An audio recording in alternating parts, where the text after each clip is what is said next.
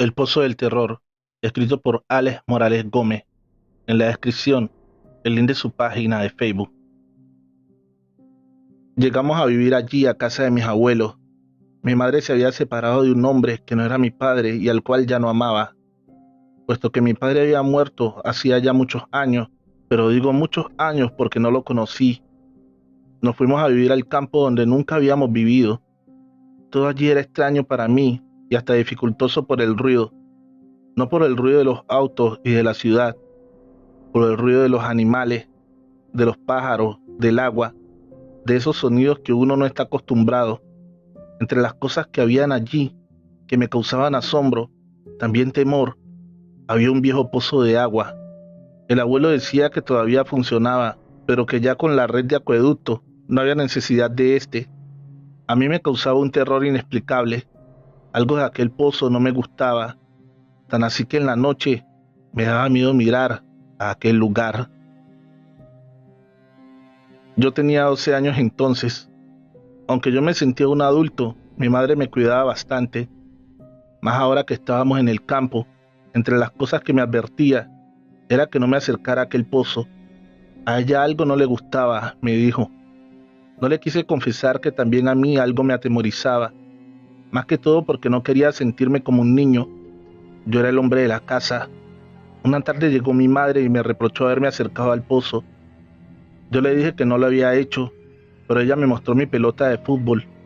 Este estaba al lado del pozo. La realidad es que yo ni había sacado la pelota de mis cosas. Algo extraño.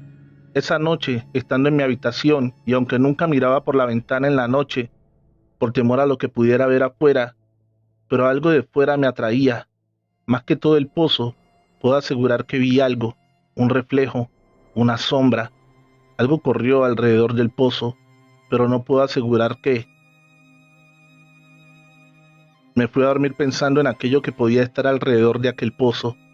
Me dormí pronto, cuando el viento pegando contra los árboles me despertó, otro de los sonidos a los cuales aún no me acostumbraba, ese silbido que da el viento al golpear contra las hojas de los árboles.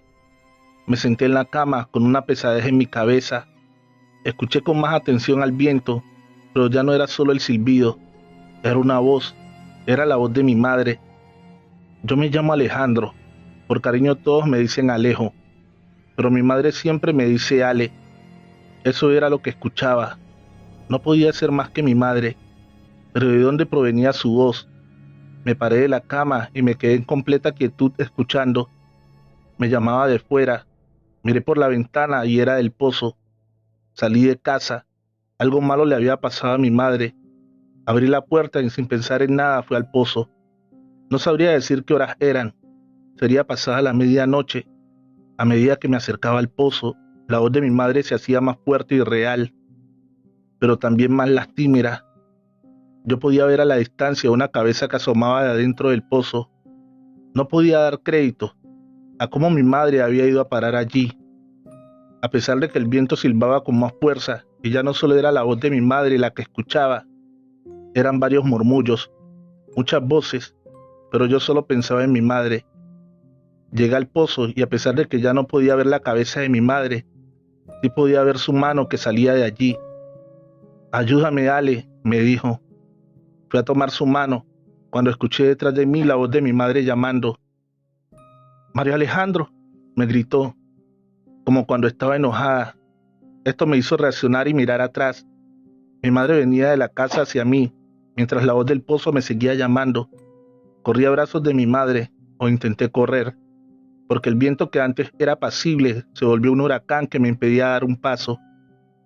Ya no eran los murmullos del viento, eran risas diabólicas, risas que te hacían erizar la piel. Sentías un frío y un cosquilleo en tus espaldas. Mi madre seguía gritando y yo intentando ir donde ella.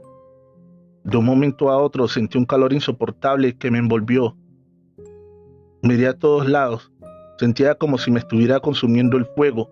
No recuerdo más. Al día siguiente desperté en la cama de mi madre. Un médico estaba al lado. Decía que solo había estado sonámbulo y que al mi madre despertarme me desmayé. Los cambios que había tenido en mi vida me los habían producido. Por lo demás, estaba muy bien. Después de que el médico se fue, le conté todo a mi madre. Ya no quería sentirme grande.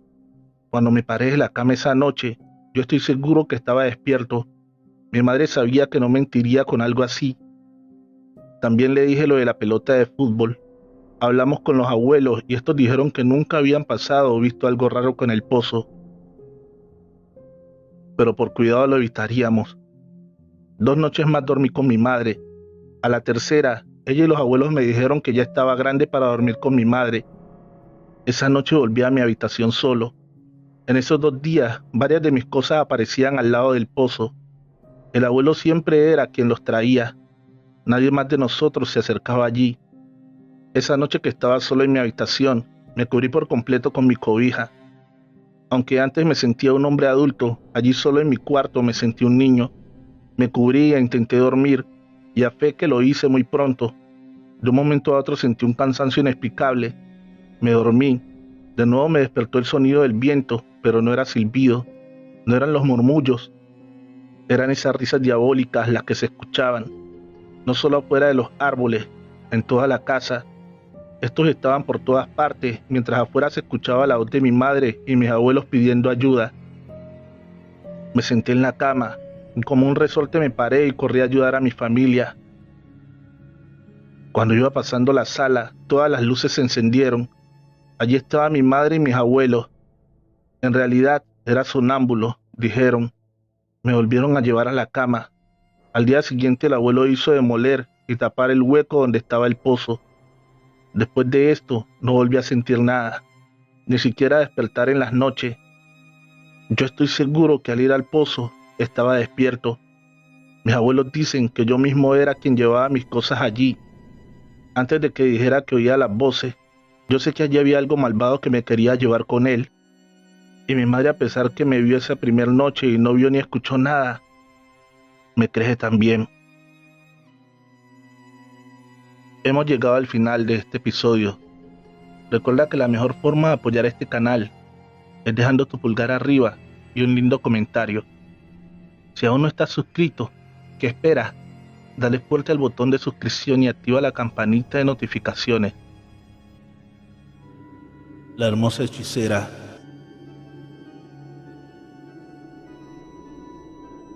En la época colonial, vivía en Iguala, en el estado de Guerrero, una hermosa joven mulata de 25 años, llamada Antonia. Una mujer extremadamente bella, de cabello largo, rizado y oscuro, como hebras de la noche, piel morena, como la de una pantera, y unos hechizantes ojos verdes, delgada y de gran porte, la mujer más hermosa de Iguala, cualidades que le hicieron tener muchos pretendientes, pero ella los rechazaba a pesar de que la colmaban de grandes regalos. No tenía intenciones de casarse con nadie, era una mujer buena, caritativa y que ayudaba a las personas más pobres de la región. Practicaba la brujería, pero no magia negra. Hacía pociones, hierbas medicinales y remedios para la gente pobre de la región que no podía pagar por las medicinas. Atendía a la gente en su casita del bosque. Con lo poco que ganaba por sus servicios, ayudaba a los desposeídos. Tiempo después llegó a Iguala un caballero noble proveniente de España, llamado Joaquín, muy acaudalado y apuesto. Antonia, que paseaba por el pueblo, se encontró con Joaquín. El caballero, al verla, quedó impresionado con su belleza tan inusual. Joaquín la pretendía y ella quedó perdidamente enamorada de él. Creía que era el hombre perfecto y que por fin se casaría. Pasaron por lo menos 2 años y Antonia estaba desesperada por saber cuándo se casarían. Pero Joaquín de alguna manera ya no estaba tan entusiasmado con ella. Joaquín le dijo a Antonia que se tenía que ausentar para atender unos negocios. Ella lo esperó por menos de 25 días y no volvió a saber nada de él. Antonia lo buscó desesperada por el pueblo, pero no lo encontró. Una mujer que la conocía le dijo que Joaquín se estaba casando con otra mujer en una iglesia en un pueblo cercano, pero pensaba que tal vez no era su amado.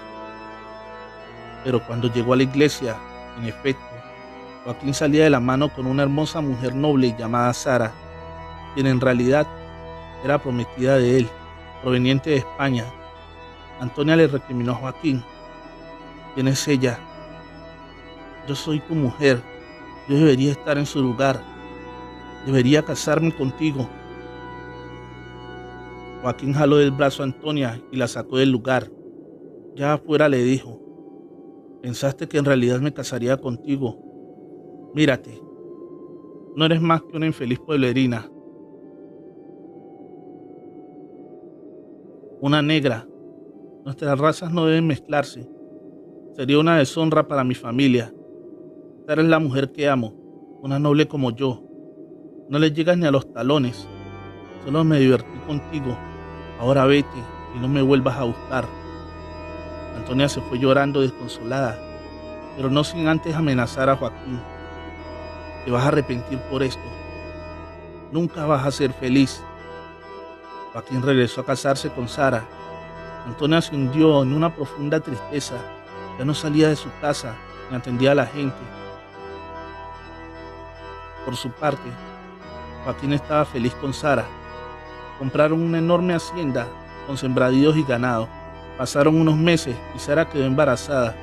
Dio a luz a un hermoso niño al que le pusieron por nombre Sebastián. Se convirtió en la alegría de sus padres. Cada gesto, cada sonrisa era motivo de celebración para sus amorosos padres. Pero toda esa felicidad estaba por convertirse en profunda tristeza. Antonia preparaba su venganza en contra de aquel mal hombre. Ahora conjuró a Satanás para ayudarla a destruirlo. El demonio le otorgó su poder para consumar su venganza. Todo el amor que sentía por él ahora era un profundo odio y desprecio. En la hacienda de Joaquín se celebraba el 8º cumpleaños de Sebastián. Su padre le regaló un hermoso corcel y le enseñó a montar en el campo. Pero Antonia se introdujo en la hacienda y se escondió entre los arbustos. Esperó hasta que tuvo al caballo y al niño a su alcance. Se transformó en una loba y asustó al caballo saltando enfrente del animal, haciéndolo correr. El niño resbaló y una de sus piernas quedó atorada entre las riendas. El animal lo arrastró varios metros hasta unos espinosos rosales. Sus asustados padres trataron de detenerlo y lo consiguieron, pero ya era tarde. El niño quedó destrozado en medio de los rosales. Su cuerpo fracturado y su carita antes hermosa era solo una pulpa sanguinolenta. Joaquín y Sara quedaron desconsolados. Enterraron y velaron al pequeño, pero las tragedias continuaron en la familia. Al poco tiempo, Sara volvió a quedar embarazada y dio a luz a unos gemelitos, Santiago y Emiliano. Pero uno de ellos, Emiliano, murió al año, víctima de la tuberculosis. El otro niño, Santiago, llegó hasta los 5 años, pero también murió. Antonia esta vez se transformó en una venenosa víbora. Asesinó al niño que jugaba en el jardín y lo mordió. El pequeño murió víctima del veneno. Nuevamente una muerte en la familia. En pocos años, Sara volvió a dar a luz, esta vez a una niña llamada Sara, como ella. Sarita llegó hasta los 10 años y Joaquín y Sara pensaron que sus sufrimientos habían terminado. Pero no era así. Mientras jugaba en la parte de arriba de la casa de la hacienda, entró una ave negra parecida a un sopilote por una ventana y asustó a la niña. Esta resbaló y cayó de las escaleras golpeándose la cabeza. Pero todavía no terminaban las desgracias para Joaquín. Una peste acabó con su ganado y los pastos y árboles de sus tierras se secaron. Sus peones renunciaron y perdió su fortuna. Cuando Sara y Joaquín sobrepasaban los 50 años, volvieron a convertirse en padres. Pero Sara no soportó el parto de una niña. La pequeña murió a las pocas horas de nacer y Sara murió desangrada. Joaquín estaba arruinado y se convirtió en un pordiosero. Una tarde Antonia, que también era una mujer de unos 50 años, paseaba las calles de Iguala, pero seguía siendo una mujer bellísima, como si los años no pasaran por ella. Ya no era una humilde pueblerina, sino una dama de alta sociedad. Se casó varias veces, pero por alguna extraña razón sus esposos morían, y ella heredaba sus fortunas, convirtiéndose en la mujer más poderosa de la región. Al encontrarse con Joaquín, le dijo: ¿te acuerdas de mí, Joaquín? Soy Antonia, la infeliz pueblerina negra que despreciaste. Ahora soy una dama de alta sociedad. Tú no eres más que una piltrafa, un despojo. Te dije que me vengaría por haberme despreciado y lo cumplí. ¿De qué me hablas, negra infeliz?, contestó Joaquín. Que yo causé la desgracia tuya y de tu familia. Con la ayuda de mi señor Satanás, yo maté a tus hijos, a Sebastián convertida en loba. Yo introducí la tuberculosis. Yo era esa víbora y el sopilote. Yo maté a tu esposa y a tu hija recién nacida. Yo maté a tu ganado con la peste y desaté la sequía en tus tierras. Yo causé tu ruina y ni sabes cuánto disfruto tu desgracia. Adiós, miserable. Joaquín corrió a denunciar a Antonia con el Santo Oficio por todo lo que le había hecho. Las autoridades fueron a la casa de la bruja para enjuiciarla y quemarla en la hoguera, pero ya era tarde. Antonia ya se había esfumado sin dejar rastro. Joaquín, al no soportar tanta tragedia, se suicidó ahorcándose. De Antonia no se volvió a saber nada. Ánimas, escrito y adaptado por Alex Morales Gómez. En la descripción, el link de su página de Facebook. Síguelo. Soy Juliana. Nunca he escrito nada de ninguna situación, y menos de este tema, pero hoy lo hago, porque mi amigo me convenció de contar mi historia. Hoy tengo 23 años, pero en aquel entonces había cumplido los 18 y había entrado en franca rebeldía con mi madre. Le decía que ya era mayor de edad y podía hacer lo que se me diera la gana. Mi familia ha sido muy tradicional y creyente, así que hay horas para las comidas, para estar en casa en la noche y por supuesto para la oración. Mi madre lloraba con mi actitud y mi rebeldía. Mi padre, un poco más calmado, decía que me dejara, que la vida tarde que temprano me enseñaría que lo que hacía estaba mal. Mi madre seguía sufriendo, en ocasiones se enojaba, en otras intentaba convencerme con palabras. Más aún, que yo había empezado a llegar tarde de la noche a casa, y aunque vivimos en la ciudad, mi casa queda a las afueras, así que había que caminar por entre unos árboles, un sendero muy hermoso en el día por la naturaleza, pero tenebroso en la noche por la oscuridad. Mi madre se preocupaba y decía que siempre rezaba a las ánimas benditas para que me protegieran. En casa eran muy devotos de las ánimas, tanto mi madre como mi padre. En las noches después de la oración, siempre dedicaban un momento para las ánimas, ya fuera para pedirles algún favor o para agradecerle alguno recibido. La verdad, yo no creía mucho en eso de las ánimas. No podía creer que alguien que esté muerto pueda darte algo, mucho menos protegerte. Mi madre estaba convencida que ellas me protegían. Ella decía que ese pequeño bosque, aunque no era más que unos cuantos árboles, podría ser muy peligroso. Lo que mi madre no sabía era que yo ya tenía a mi enamorado, Luis, y este siempre me acompañaba hasta la puerta de la casa. ¿Qué podía yo temer si mi amado siempre iba conmigo? Pero una noche, ya tarde, discutí con Luis. Él hablaba de la prueba de amor, y la verdad, aunque yo lo amaba, no me sentía preparada para dar ese paso. Así que cuando entramos en el bosque, él quiso tomarme a la fuerza. Yo le respondí con una cachetada que le dejó mi mano marcada en su cara. Me gritó una gran cantidad de improperios y me dejó allí en medio de la oscuridad. Nunca antes había pensado lo oscuro y tenebroso que era aquel lugar, pero como no había de otra, seguí camino a casa. ¿Qué me podría pasar? Pero después de dar unos pasos, vi dos sombras al lado de un árbol. Fumaban marihuana. Lo supe por el olor. Desde el lugar que estaban, debieron ver todo lo sucedido. Dudé entre seguir o devolverme. Opté por esto último, porque vi cuando uno de ellos sacó una navaja de su pantalón. La hoja del arma brilló en la oscuridad.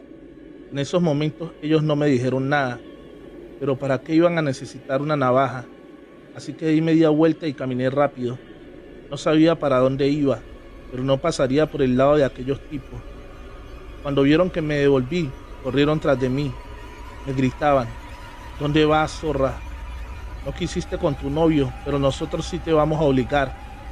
Yo corría a lo que más daba mis piernas, pero ellos estaban encima. Me iban a atrapar. Cuando ya estaba perdida y sentía unas manos sobre mi hombro, los dos se frenaron en seco y, por increíble que parezca, Se santiguaron y se devolvieron por donde venían corriendo. Algo que yo no veía los asustó mucho. Más que un pequeño susto, era terror, porque al tenerlo tan cerca pude ver sus caras desencajadas de miedo. Yo llegué a donde empieza el bosque o termina, según del lado que viniera. Alcancé a Luis. Pensando que yo había cambiado de opinión, sonrió con malicia y felicidad, pero en un momento vi que se persignó. Me dijo, ¿quiénes eran todas esas personas que venían conmigo? No le respondí. Uno, porque estaba enojada, y dos, porque no le entendí de qué hablaba. Sí, me dijo, contigo venían unas 20 personas, todas vestidas de blanco, parecían fantasmas. Nada, le respondí. Seguí para la ciudad. Nada, tenía que hablar con él. Cuando vio que seguía enojada, me insultó y siguió su camino.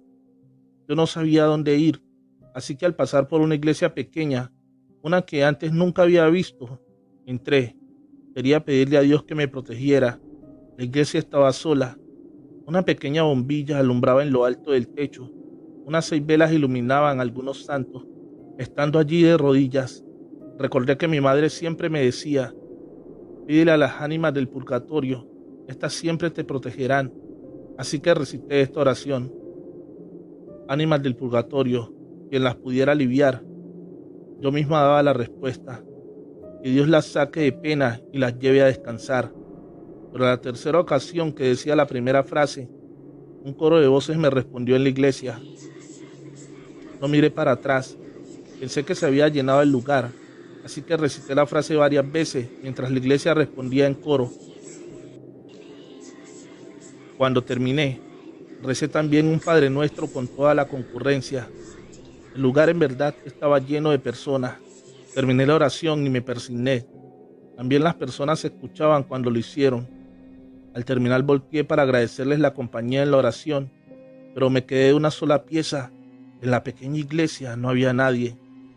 Estaba sola, como cuando entré. Me quedé sola y pensativa.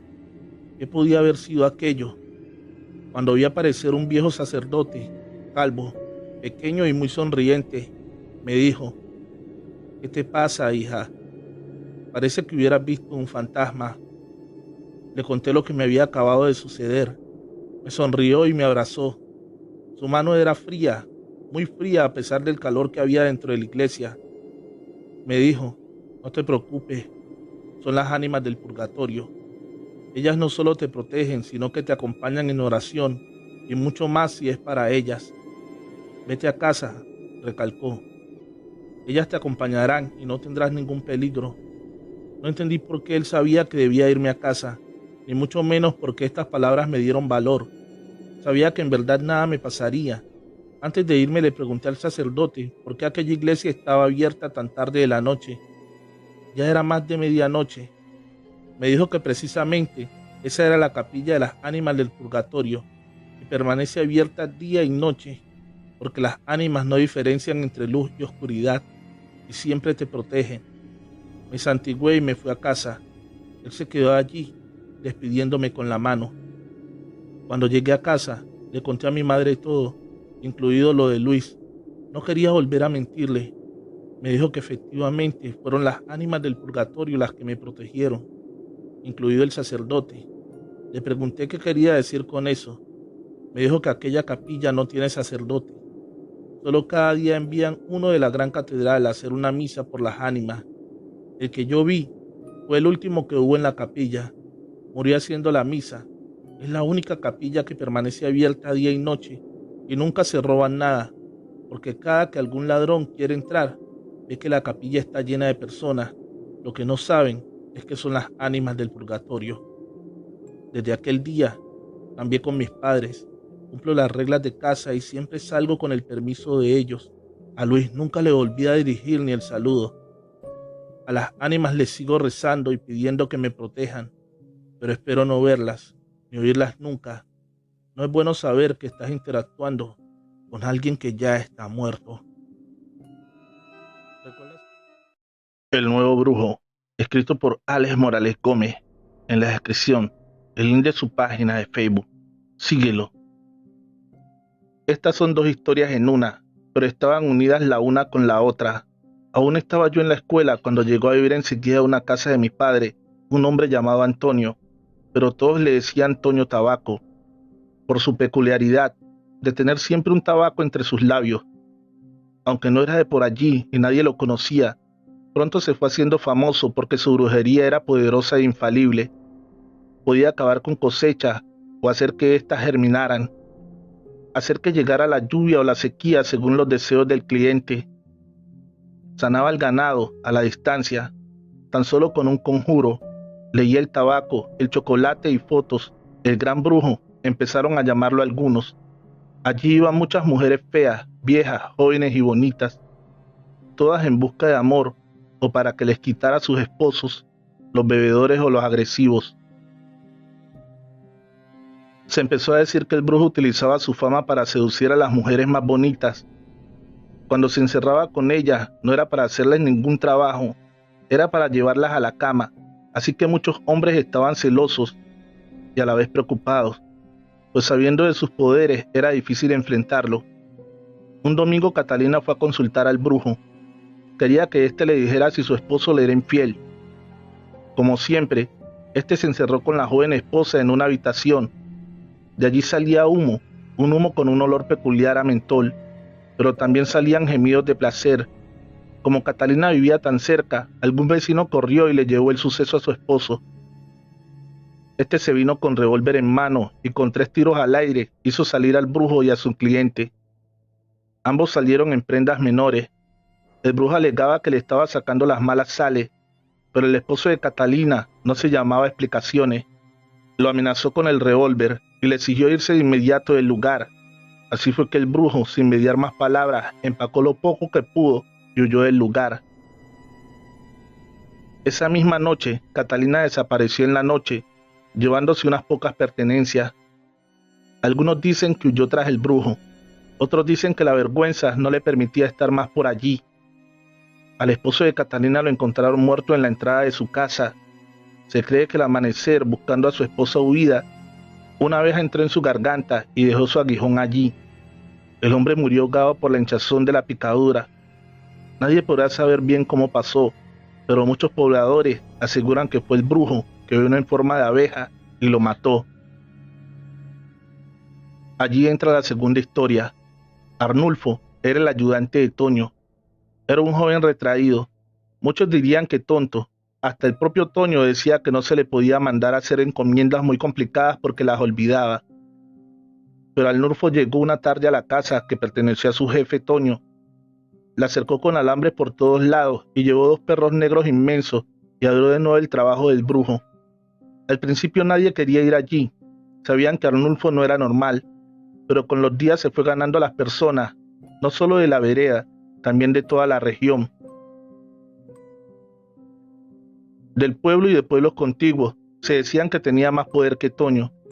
Algunos decían que este último fue quien le enseñó, otros que era el mismo Toño que había tomado el cuerpo de Arnulfo. Quienes lo consultaron decían que era un hombre completamente diferente. En la noche dicen que lo sentían correr por los cultivos dando carcajadas. Se sabía que era él por su risa peculiar.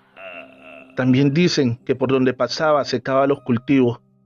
Muchos temían pasar por el frente de su casa en las noches, no solo porque se escuchaban oraciones y voces extrañas, también porque los 2 perros, que ya de por sí en el día eran atemorizantes, en la noche eran 2 fieras con los ojos como fuego, y por su boca salía una babasa que más parecía lava de un volcán ardiente. Siempre parecían estar furiosos. Fuera de día o de noche, solo se calmaban cuando Arnulfo les daba un pequeño silbido. Dicen que aquel nuevo brujo estaba haciendo una fortuna con su magia o brujería. Al principio las colas eran importantes, después debió empezar a dar citas con más de 2 meses de antelación. Ahora entra a esta historia mi familia, más que nada mi padre. Mi familia tenía una casa para alquiler, contigua a la del nuevo brujo, pero hacía un tiempo estaba sola, ya que ningún viviente se quedaba allí. Algunos por lo que se escuchaba en la casa del brujo en las noches, otros simplemente se aburrían por cualquier pequeñez. Mi padre, cada que se iba un inquilino, La organizaba de nuevo, la pintaba, volvía a sembrar jardín, ya que este pronto se secaba.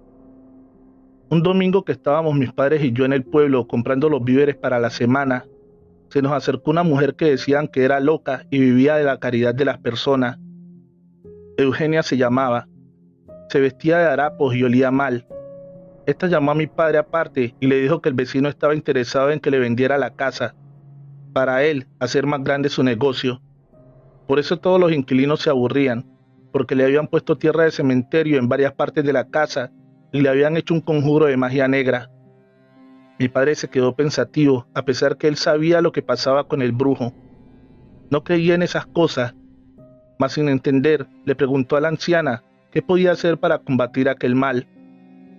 Lo primero que debía hacer era encontrar la tierra de cementerio. Esta debía estar a los alrededores de la casa, en 4 puntos distantes. Después de encontrarla, debía devolverla al cementerio. Después debía enfrentarlo cara a cara. Para esto necesitaba llevar el cordón de San Benito amarrado a la cintura. Este debía estar previamente bendecido con agua bendita. También debía conseguir un ramo de los que se usan en Semana Santa y quemarlo alrededor de la casa. Necesitaba un arma cortopunzante, preferiblemente un puñal de plata. Este también debe ir bañado de agua bendita. No se preocupe por lo que necesita. El sacerdote le conseguirá el cordón y el puñal. Debía decirle que la blanca lo había mandado. El sacerdote sabría de qué hablaba. Cuando ya esté listo, busca la manera de entrar en la casa del brujo y cuando lo tenga de frente, le exigirás dejar la región y no volver nunca más. Con el puñal en alto, le dirá que de no ser así, por el poder de Cristo le arrancará el corazón. No se preocupe, le dijo a mi padre, mientras haga las cosas al pie de la letra, nada podrá hacerle. Fue así que mi padre, sin entender nada de brujería, se fue a enfrentar a un gran brujo. Efectivamente encontró la tierra en bolsitas de cuero. La mujer así lo había explicado. Era piel de muerto. En la tarde la llevó al cementerio y en la noche por el muro que daba a la casa del brujo. Saltó a la casa. Resuelto pero con el corazón en la mano, lleno de temor. Cuando los 2 perros lo vieron, le ladraban con rabia, pero se mantenían a distancia. Después diría mi padre que aquellos no eran perros comunes, no solo por su tamaño y color completamente negros. Sus ojos eran fuego y sus dientes parecían espadas. Su babasa olía a azufre. Arnulfo salió al escuchar que sus perros no se calmaban con su silbido. Al ver a mi padre, retrocedió unos pasos. «No podrás conmigo», le gritó.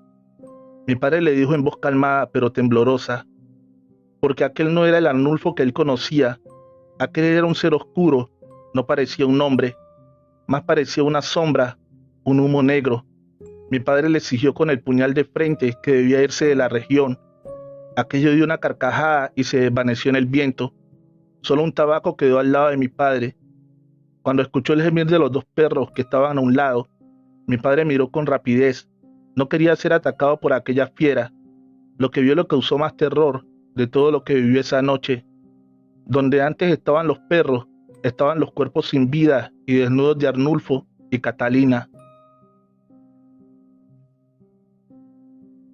Mi padre llamó a un inspector policial que vivía cerca para que se encargara. Esta y medicina legal no podían dar una explicación a estas muertes. Aquellos cuerpos, a pesar de no estar en estado de descomposición, llevaban más de 2 meses muertos. Mi padre alquiló de nuevo la casa. Ya llevan como 3 meses los nuevos inquilinos y están felices.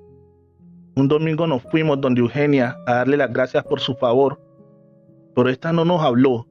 Parecía que ni nos reconocía. Era la loca de siempre. Le dimos unas galletas para que comiera y un billete, el cual vimos cuando lo tiró a la basura. Fuimos donde el sacerdote a preguntarle por aquello y nos aseguró que el puñal y los artículos que le pidió mi padre hacía más de 2 meses los tenía. Una mujer vestida de azul se los había dejado con la recomendación de entregárselos a quien dijera, la blanca.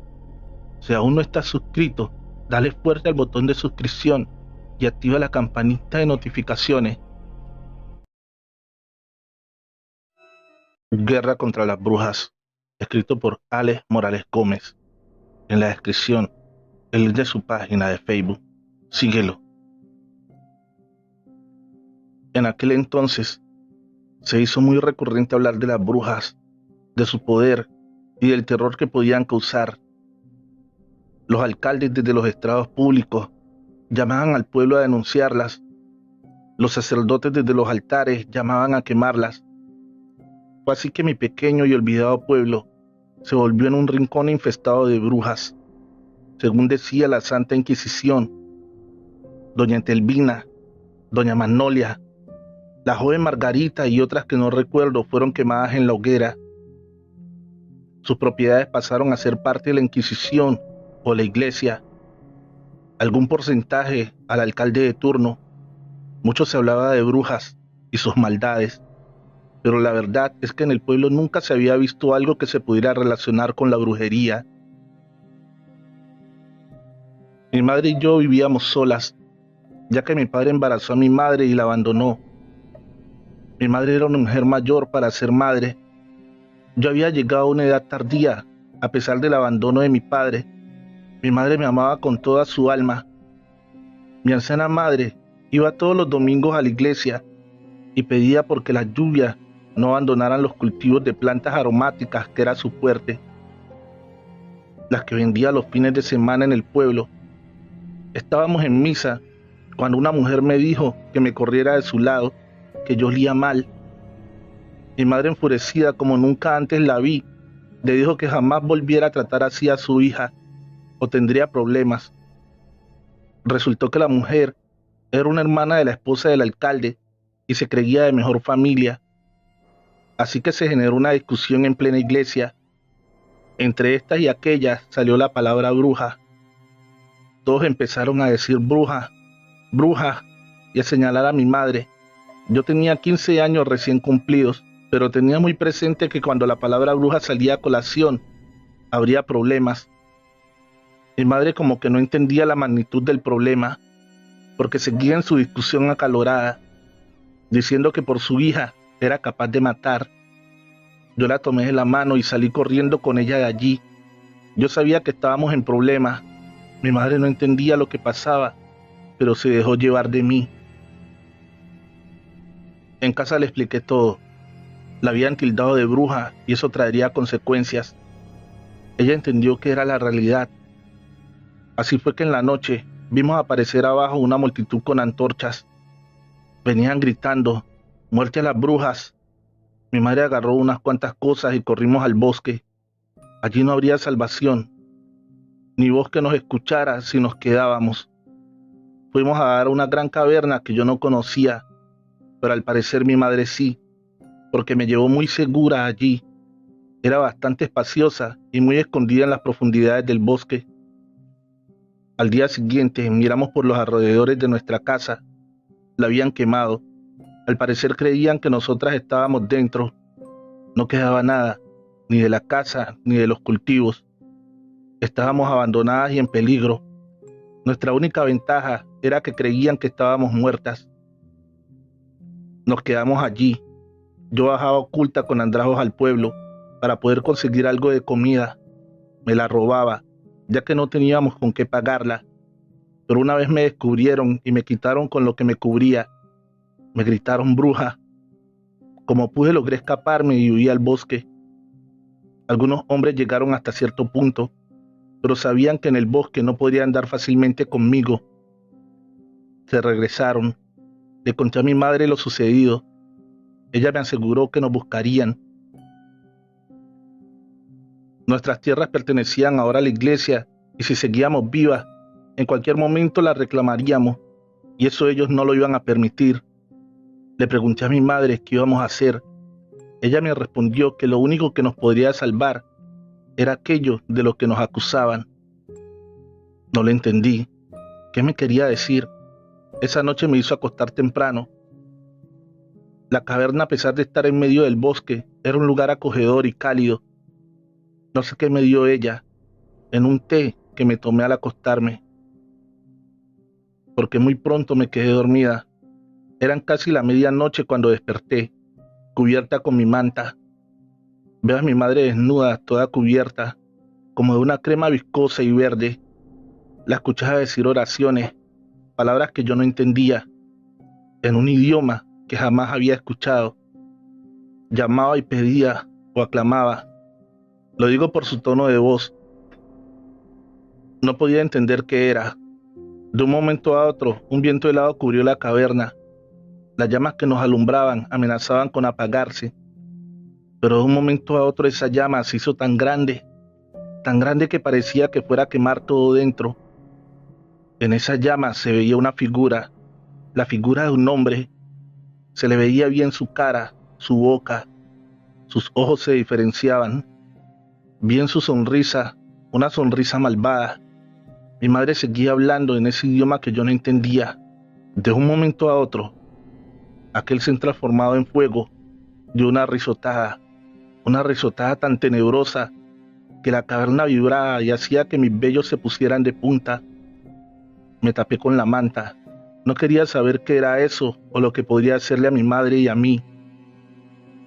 Rezaba todo lo que sabía. De un momento a otro todo volvió a quedar en completa calma. Después de mucho rato, logré volver a levantar mi manta y mirar a ver dónde estaba mi madre. Ella estaba en su lado, durmiendo tranquila. Su respiración era apaciguada. La noche que vi aquello, los hombres y sus perros nos buscaron por el bosque y no pudieron dar con nosotras. Pero mi madre dijo que volverían, pero que ella ya estaba preparada. A la siguiente noche volvió y me dio té. Yo sabía que esto era para que me durmiera, así que en un descuido lo tiré y me hice la que dormía. A eso de las 8 de la noche, mi madre se paró de su sitio donde dormía y empezó unas oraciones. Oraciones hechas en ese idioma que yo no entendía. De un momento a otro, pude ver que se quedó dormida en el punto donde estaba, casi como si estuviera en cuclillas. Pero para mayor asombro, después de que ella se durmió, de su cuerpo salió una especie de humo gris o una sombra. No lo sé definir. No sé por qué me puse en pie. Aquello que veía me asombraba, me aterrorizaba, pero también me causaba curiosidad. Esto, lo que fuera, salió de la caverna y tomó camino bosque abajo. Tengo que confesar que no sé por qué lo hice, pero lo seguí en medio de la oscuridad. Seguí aquello que había salido de dentro de mi madre. Subiendo el bosque, se escuchaban los hombres con sus perros, su risa malvada, la risa que da la búsqueda de la muerte. Cuando aquello estaba cerca de los hombres, dio una risotada tan endemoniada que yo caí al suelo de rodillas. Aquello no era mi madre, aquello era el demonio. También los hombres se quedaron en silencio. Ese humo gris cubrió todo el bosque. Se hizo tan grande que parecía una nube de esas negras cuando va a llover. La risa se escuchaba en todo el bosque. Los árboles se mecían. El viento silbaba por entre las ramas. El huracán era insoportable. Los árboles parecían que se fueran a arrancar de raíz. Los hombres gritaban y lloraban. Se sentían correr. Los perros aullar. Los perros chillar. Aquello era el demonio. Aquello, en verdad, era cosa del mal. Los hombres huyeron de nuevo al poblado porque se habían encontrado con aquello que yo no sabía explicar qué era. La noche volvió a la normalidad y el humo tomó de nuevo camino a la caverna. Yo salí detrás de eso. Cuando llegó, volvió el cuerpo de mi madre y sentí de nuevo su respiración calmada y tranquila. El día siguiente fue un día normal. Salir al bosque a buscar leña y algunas bellotas para poder comer. En la noche fue todo igual. Mi madre me da el té y yo me hago la dormida. Mi madre vuelve y entra en oración o lo que fuera, y pronto se queda dormida o en trance. Aquello vuelve a salir de su cuerpo. Ese humo, esa sombra, esa niebla. No tengo cómo explicarlo. De nuevo la seguí, o seguí aquello que salió de ella. Ya eran más hombres. Venían armados con picos, palas, cruces y libros de oraciones. Estaban cerca de la caverna. Aquello ya no solo cubrió el cielo, cubrió por completo el bosque. Todo se hizo oscuro, más oscuro que una noche normal. Parecía como si la oscuridad fuera tan densa que se pudiera cortar con un cuchillo. Se escuchó en todos los rincones del bosque la risotada. tan tenebrosa que yo misma debía taparme los oídos. Me acurruqué al lado de un árbol y me quedé allí. El bosque se volvió una tormenta, pero no era lluvia, era de unas partículas pequeñas. Los árboles iban y volvían, amenazaban con caerse. Los hombres corrían de un lado para el otro. Yo no entendía el porqué, pero no podía ver el camino. Se chocaban entre ellos, como si ellos mismos no se pudieran ver. Eso era una cosa de locos. Era un caos inexplicable. En una de esas, uno de estos hombres fue a dar al lugar donde yo estaba escondida. A pesar del susto que se le veía en sus ojos, gritó: «¡Aquí está la bruja!». Sentí algunos pasos correr a donde yo estaba. Él me amenazaba con un pico. Yo sabía que estaba perdida, pero a mi lado apareció aquella sombra. Debo confesar que mi miedo era peor que el de aquel hombre. Más aún, que aquella sombra era mi madre. Sus rasgos físicos eran muy diferentes y desfigurados, pero era ella. El hombre al verla se santiguó e intentó correr, pero mi madre, o lo que fuera, le puso su mano en el hombro y este cayó al suelo. Aquello me habló y me dijo: «Ve a la caverna ya». La voz era la de mi madre, pero sonaba extraña y cavernosa. En el bosque se hizo una claridad que me dejaba ver con nitidez el camino. Corrí a la caverna. Desde lejos escuché cuánto decían: «Está muerto, lo mató la bruja». No sé cuándo llegó aquello al cuerpo de mi madre, pero ella en la mañana me dijo que esto que había visto era lo que los hombres le temían, a lo que la habían obligado. Si era por defenderme, se aliaría hasta con el demonio. Así fue que seguimos nuestras vidas. En ocasiones intentaban buscarnos para matarnos. Nos enteramos que el bosque lo llamaban el bosque de la bruja. Ella iba al pueblo y robaba comida. No sé si lo hacía ella o lo que había dentro. Unos años después murió tranquila en su lecho. Me dijo que ya era justo que volviera al pueblo y reclamara nuestra propiedad. Ya nadie se acordaría de mí. Ya era toda una mujer. Así lo hice y viví en aquel pueblo hasta mi vejez. La Inquisición terminó. Las brujas se olvidaron, pero las personas del poblado le siguen temiendo al bosque donde vive la bruja. Recuerda que la mejor forma de apoyar el canal es dejando un like, un bonito comentario y compartir este video con un amigo. En la descripción de este video está la dirección de correo electrónico al cual puedes enviar tu relato. Llegó con la lluvia, escrito por Alex Morales Gómez. En la descripción el link de su página de Facebook. Síguelo. Fue un día como cualquier otro, soleado y agradable. No se preveía lluvia. Mi madre fue la única que en la tarde dijo que algo no le gustaba en el ambiente. Mi padre le dijo que dejara de ser ave de mal agüero. Mi madre le respondió que solo era una sensación extraña y no era culpa de ella sentirse así. En casa mi madre era creyente tanto de la religión católica como de las buenas y malas energías. Mi padre, por el contrario, podríamos decir que era ateo, pero a él no le gustaba que lo catalogaran así. A eso de las 7 de la noche empezó una suave lluvia. La verdad nos agradaba para que refrescara el jardín, pero sabíamos que no estábamos en épocas de lluvia, entonces sería algo pasajero. Igual, cuando empezó la lluvia, mi padre entró 2 perros labradores que teníamos fuera, mientras mi madre organizó una penca de sábila que tenía colgada tras la puerta y enderezó el crucifijo que había en la sala. Mi padre la miró con cara de pocos amigos, pero no dijo nada. La lluvia seguía siendo suave pero constante. Un silbido se escuchaba afuera, pero no era el viento, ya que mi padre tenía varios sonajeros de viento fuera y ninguno sonaba. Los 2 perros empezaron a gemir y a chillar. Corrían bajo el mueble donde estaba mi padre. Estaban muertos del miedo, algo que nunca antes había pasado. Mi madre se santiguó y se sentó al lado de mi padre. Yo en medio de ellos. Algo fuera seguía silbando, como si fuera el viento. Los 2 perros gemían, estaban aterrorizados.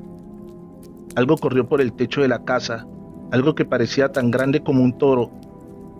¿Cómo podía algo tan grande estar sobre el techo? Se le sentía resoplar como una fiera enjaulada. En casa todos nos abrazábamos con temor, hasta mi padre, que era el que nada lo atemorizaba. De los perros ni se diga, lloraban y gemían muertos de miedo. Aquello, al correr sobre el techo, hacía que las puertas y ventanas parecieran que se fueran a caer. Temblaban como si fueran a arrancar de sus puestos. Es como si hubiese un temblor de tierra, pero solo en nuestra casa. Sentimos como aquello corrió por todo el techo y saltó al lado de la puerta. Allí, de un bujío, como el de un toro, arremetió contra la puerta, pero en el primer envión tumbó la penca de sábila. Dio un bujido, pero esta vez lastimero como de dolor. Corrió, o más bien voló alrededor de la casa. Con algo como garras iba rasguñando las paredes. Mi madre entonó una oración. El crucifijo cayó al piso y aquello se oyó saltar al jardín y desaparecer en la noche. Pasamos mucho tiempo allí sentados, sin decir una palabra. El miedo nos tenía paralizados aún. Los perros se calmaron y empezaron a caminar por la casa. Esto nos tranquilizó y volvimos a la vida. Mi madre acomodó la penca de sábila y mi padre el crucifijo en la pared, algo que nunca creí ver. Al día siguiente pudimos ver los estragos en el techo, muchas tejas quebradas y en la pared efectivamente los rasguños de algo como garras. También una babasa negra que olía a basura. Casi no logramos limpiarla entre los tres. En el jardín donde cayó aquello, todas las plantas estaban secas. Por donde este corrió en la noche, le preguntamos a varios vecinos, pero ninguno dijo haber visto ni sentido nada. Solo nos visitó a nosotros. Hemos llegado al final de este episodio. En el comentario fijado te estaré dejando 44 relatos de terror real, escritos por Anaís Veloz. Recuerda darle fuerte al botón de suscripción y activar la campanita de notificaciones. Feliz noche, trovadores, amantes de cuentos de terror.